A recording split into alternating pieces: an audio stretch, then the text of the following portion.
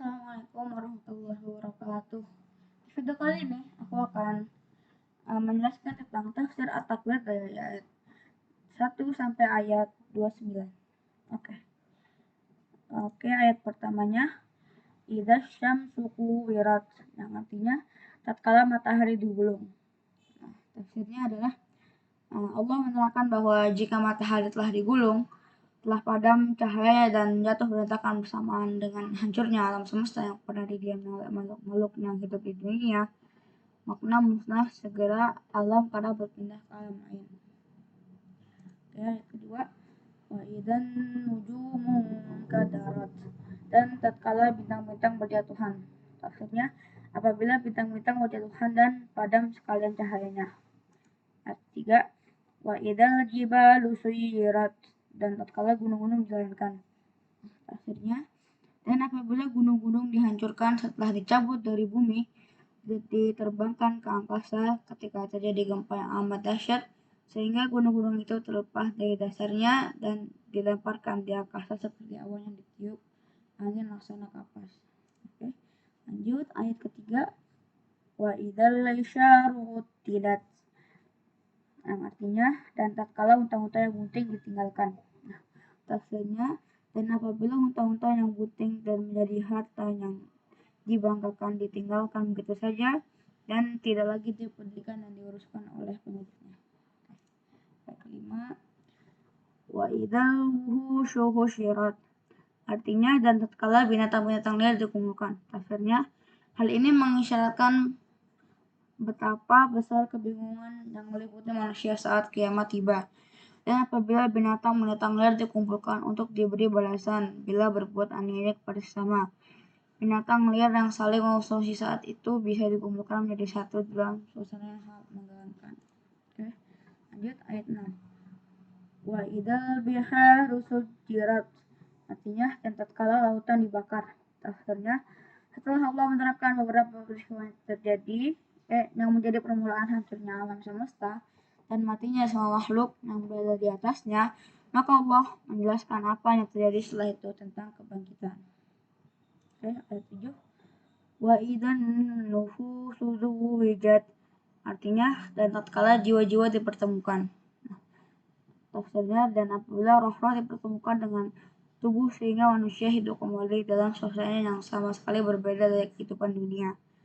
Manusia saat itu bergabung dengan manusia lain yang senasib, penaat bersama penaat, begitupun sebaliknya. Ayat 8, wa idzal maw'udatu su'ilat, artinya dan tatkala bayi-bayi perempuan yang dikubur hidup-hidup ditanya. Tafsirnya, Islam adalah agama yang menghormati perempuan sama seperti menghormati laki-laki. Oleh sebab itu Islam melarang membunuh bayi laki-laki maupun perempuan, baik karena kemiskinan atau karena takut miskin. Allah berfirman, jangan membunuh anak-anakmu karena kemiskinan. Kamilah yang memberi rezeki kepadamu dan kepada mereka.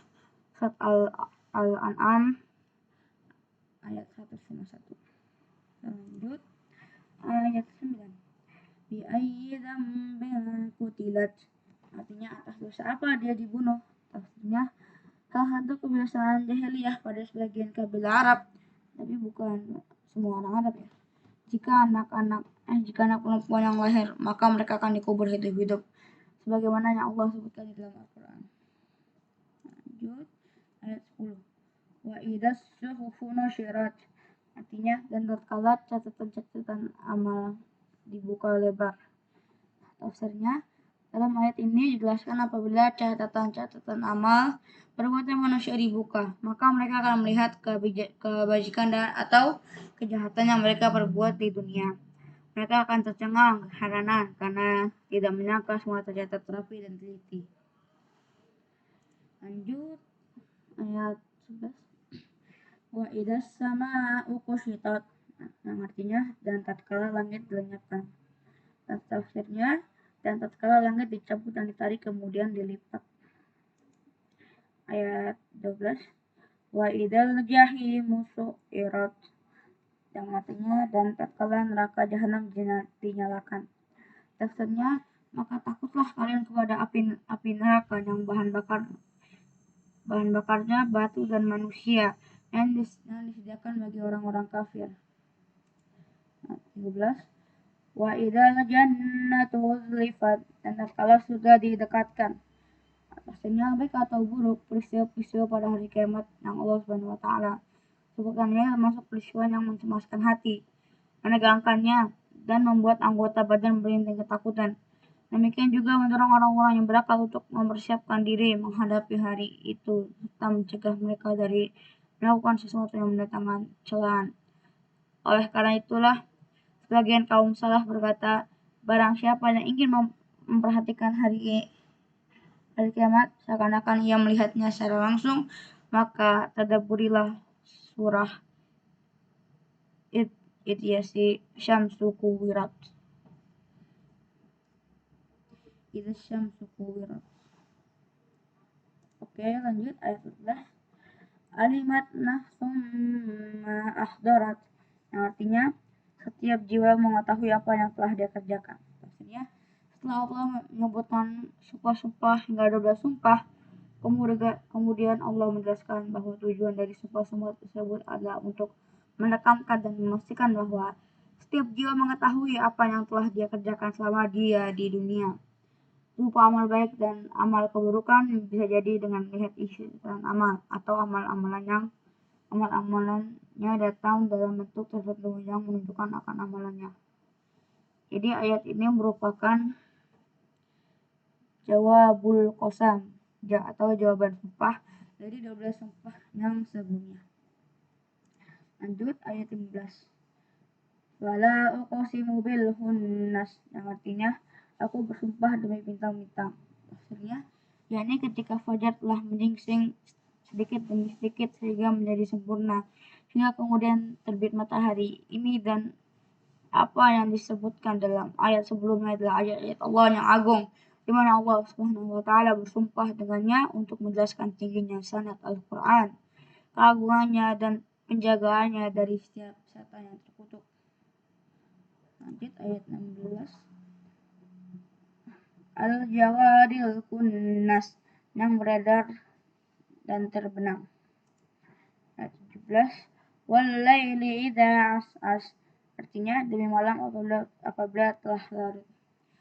Terkait makna as'as dalam bahasa Arab artinya adbar atau pergi, atau aqbal atau datang, sehingga bisa mengandung dua makna, malam tatkala ia datang atau malam tatkala ia pergi.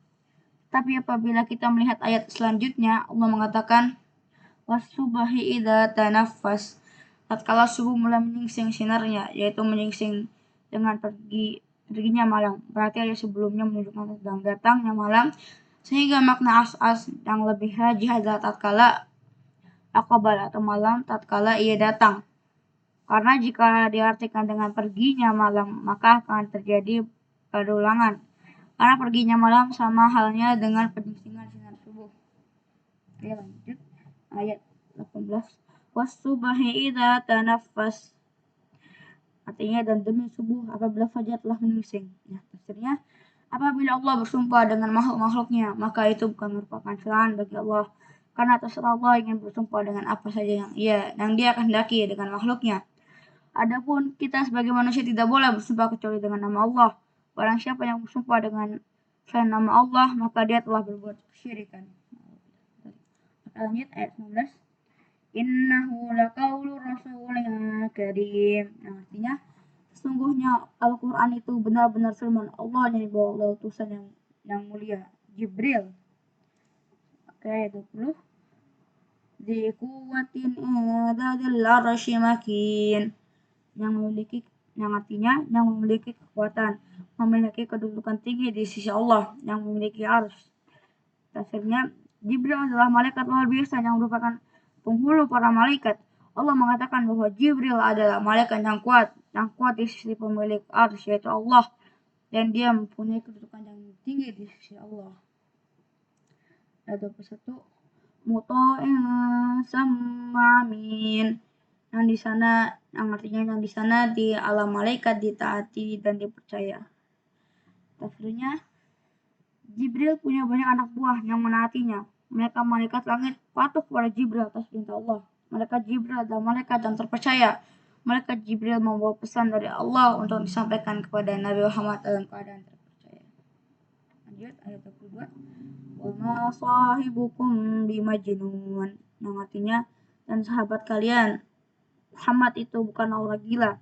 Tafsirnya Allah mengatakan sahibukum, yaitu sahabat-sahabat kalian, wahai orang musyrikin. Allah memakai ungkapan tersebut karena Nabi Muhammad dikenal baik oleh orang-orang musyrikin. Nabi Muhammad sebelum mengumumkan bahwa dirinya adalah seorang menjadi nabi, beliau dijuluki oleh orang-orang musyrikin sebagai as-sadiqul amin, atau orang yang jujur lagi terpercaya. Namun tatkala Nabi Muhammad memproklamirkan dirinya sebagai seorang nabi, beliau kemudian dituduh dengan tuduhan yang tidak, diantaranya dikatakan sebagai orang gila, dukun, atau penyihir. Sehingga seakan-akan Allah bertanya, bukankah kalian tahu bahwa sahabat kalian Muhammad bukanlah orang gila? Oke, lanjut ayat 23. Walaqad ra'ahu bil ufuqil mubin. Dan sungguh dia Muhammad telah melihatnya Jibril di ufuk yang terang. Tafsirnya, dalam sebuah hadis sahih, Nabi melihat malaikat Jibril ketika Jibril di cakrawala di antara langit dan bumi. Malaikat Jibril membentangkan sayapnya yang berjumlah 600 sayap dan menutup seluruh ufuk alam semesta. Inilah bentuk asli dari malaikat Jibril. Tidak ada ufuk yang terlihat karena seluruhnya tertutup oleh malaikat Jibril. Lanjut ayat 24. Wa ma huwa 'alal ghaibi bidanin. Yang artinya, dan dia Muhammad bukan seorang yang bakhil atau pelit untuk menerangkan yang gaib. Tafsirnya, donin ada dua, ada qiraah pertama bidonin dengan huruf dha dan bidonin dengan huruf dha. Donin artinya bakhil atau pelit, adapun donin artinya tertuduh. Jadi Muhammad bukanlah orang yang bakhil dan Muhammad bukanlah orang yang tertuduh dalam menyampaikan wahyu. Artinya tidak ada wahyu yang disembunyikan Rasulullah. Seorang yang bakhil menandakan ada sesuatu yang dia sembunyikan. Tetapi Rasulullah tidak bakhil dan dia tidak tertuduh. Tapi dia adalah seorang yang amanah. Oleh karena itu, seluruh wahyu yang disampaikan kepada Rasulullah dari Allah sudah disampaikan kepada kita. Ingat ayat 24. Wa ma huwa biqauli syaitanir rajim. Yang artinya, dan Al-Quran itu bukanlah perkataan setan yang terkutuk. Nah, tafsirnya, apa yang disampaikan oleh Muhammad bukanlah merupakan perkataan syaitan, sebagaimana persakaan orang-orang musyrik yang menuduh bahwasanya Muhammad adalah penyihir. Muhammad punya teman syaitan yang mewahyukan kepada beliau tentang ayat-ayat Al-Quran. Sesungguhnya tuduhan tersebut adalah yang tidak benar, padahal mereka bisa dengan sendiri yang membedakan mana perkataan yang benar atau perkataan syaitan. Lanjut ayat 26. Fa'aina tadhhabun, maka kemanakah kalian akan pergi? Tafsirnya, kemanakah kalian berpaling meninggalkan Al-Quran ini? Sementara Al-Quran adalah obat dan petunjuk bagi kalian. Dan mana lagi yang hendak kalian tempuh yang lebih jelas daripada jalan Al-Quran ini? Lihat ayat 27. In huwa illa dzikrul lil alamin.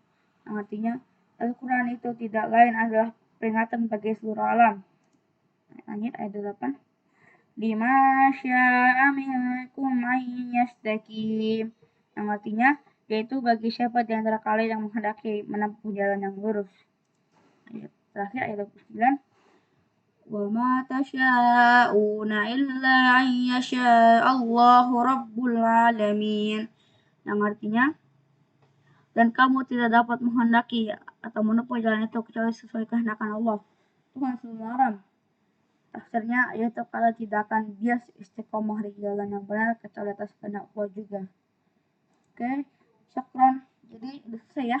Itu saya menjelaskan tafsir At-Takwir dari ayat 1 sampai 29. Oke. Barakallahu fikum. Mungkin sampai sini aja video kita kali ini. Wassalamualaikum warahmatullahi wabarakatuh.